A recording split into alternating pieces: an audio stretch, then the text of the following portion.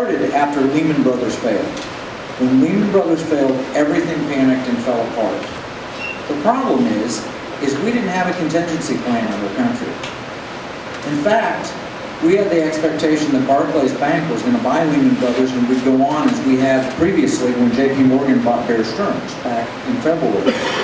When this hit, what did they do? They panicked.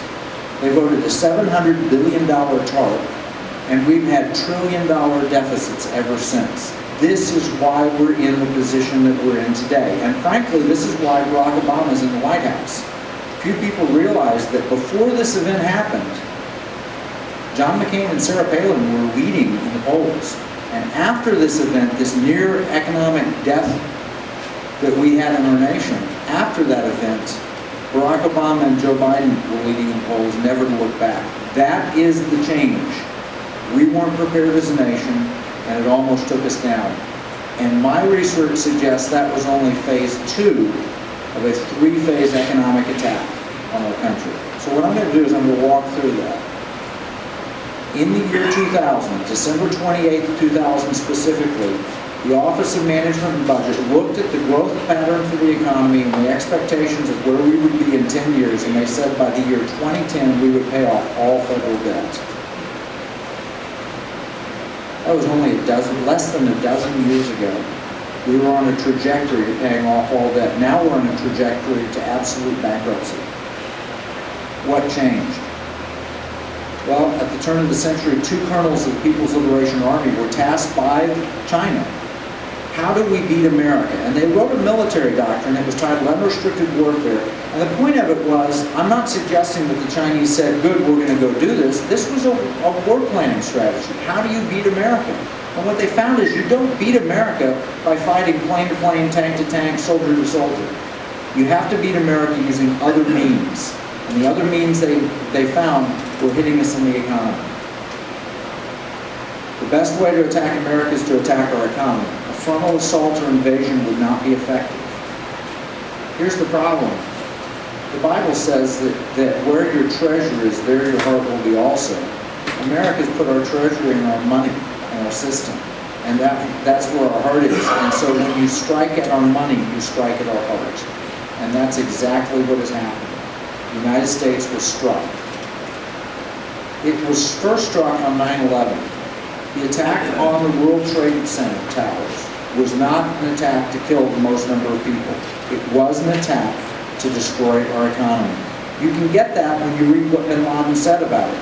The Chinese actually mentioned in their book, this is the book, Unrestricted Warfare. It was published in the year 1999. Why does it have the Twin Towers on the cover?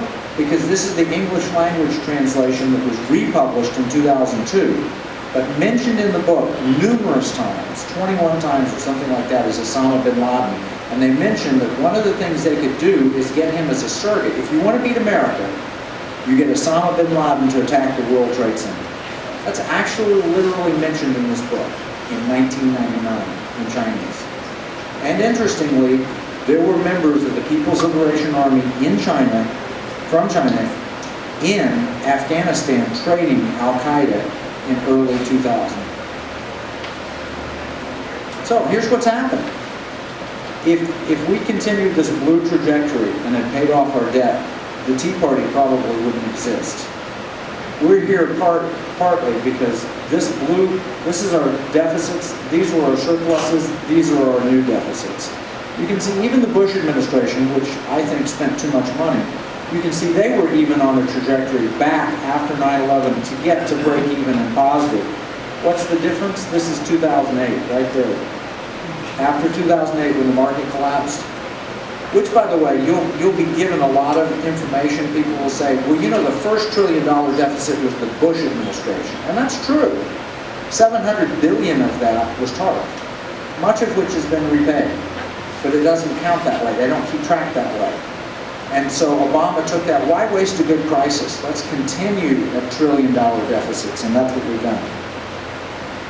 Well, there have been winners and losers in the past 10 years. One of the winners has been China. China has gone from $100 billion foreign currency reserves to over $3 trillion today. They've gained about $3 trillion net over the past 10 years.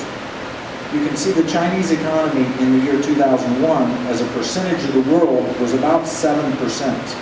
The U.S. economy as a percentage of the world at the same time was about 23%. By the year 2016, it's projected by the International Monetary Fund that they're going to intersect.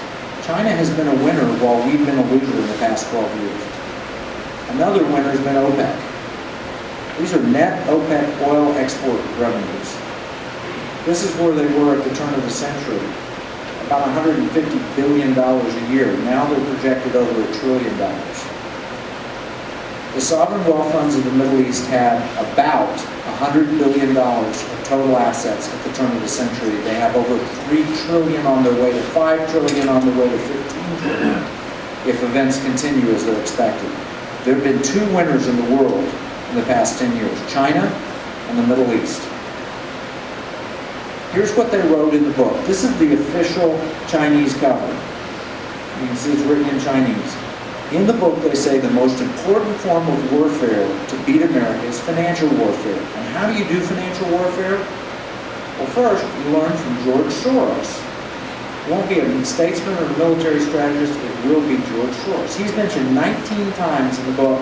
Osama bin Laden is mentioned 21 times, and the two are mentioned together 9 times.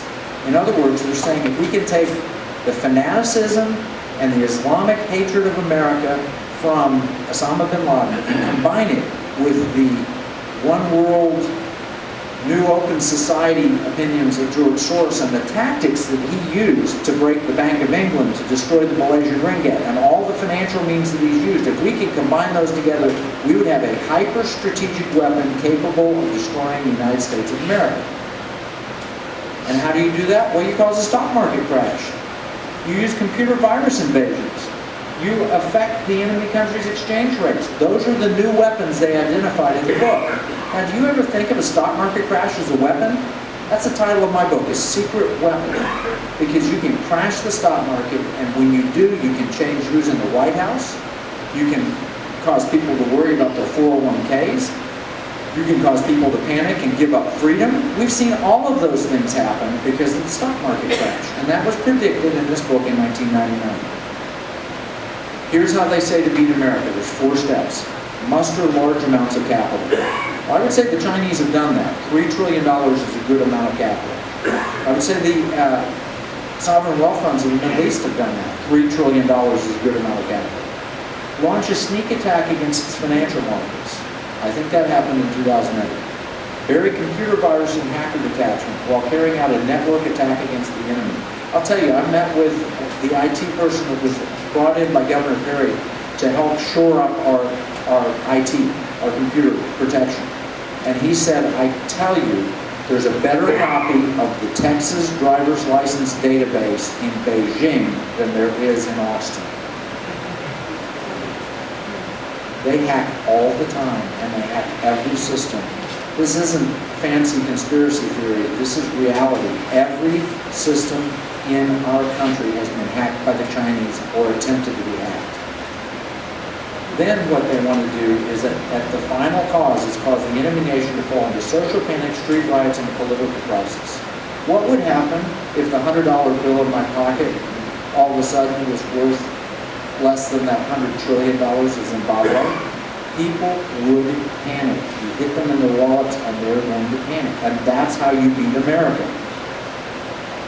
This is February 2011, the Chinese government official Communist Party publication.